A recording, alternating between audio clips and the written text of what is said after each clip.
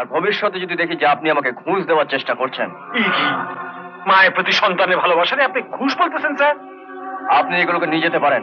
ও সম্রাটের চেয়েও ডেঞ্জারাস। সম্রাট সম্রাট বড় লোকদের কাছ থেকে কেড়ে গরিবদের দেয়। আরো স্যার আছেন নাকি স্যার? হ্যাঁ, পেন নামাই মাজরনি। কি ব্যাপার?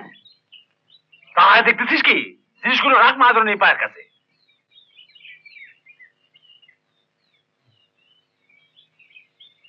আপনাকে তো ঠিক চিনতে পারলাম আমি পান্নালাল, মানে সন্তান ভাবতে পারেন। নমস্কার স্যার। নমস্কার।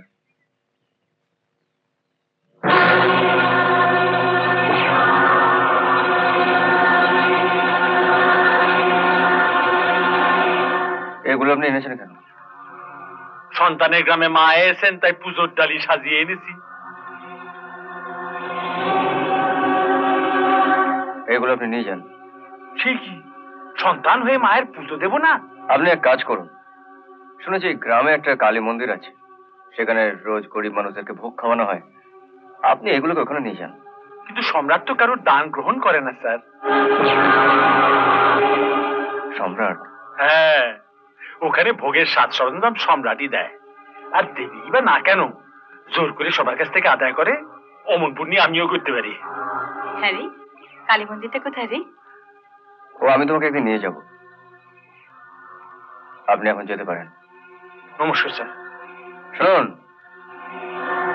এগুলো নিয়ে যান। আর ভবিষ্যতে যদি দেখি যে আপনি আমাকে ঘুষ দেওয়ার চেষ্টা করছেন। কি মায়ের প্রতি সন্তানের ভালোবাসারে আপনি ঘুষ বলতেছেন স্যার? আপনি এগুলোকে নিয়ে যেতে পারেন। বেতন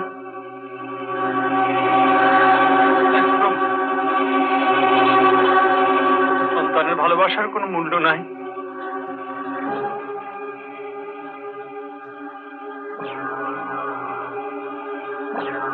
ভদ্রলোক এত আশা করে। তুমি ওকে চেনো না মা? এখানে আসার আগে আমি ওর সম্বন্ধে অনেক কথা শুনেছি। ও সম্রাটের চেয়েও ডেঞ্জারাস। সম্রাট সম্রাট বড় লোকদের কাছ থেকে কেড়ে গরিবদের দেয়।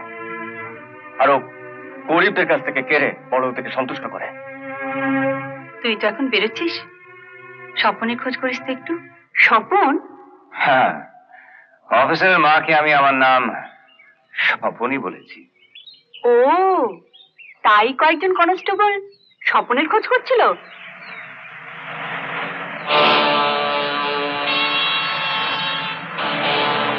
আমি মন্দিরের পেছনে আছি, তুই বস।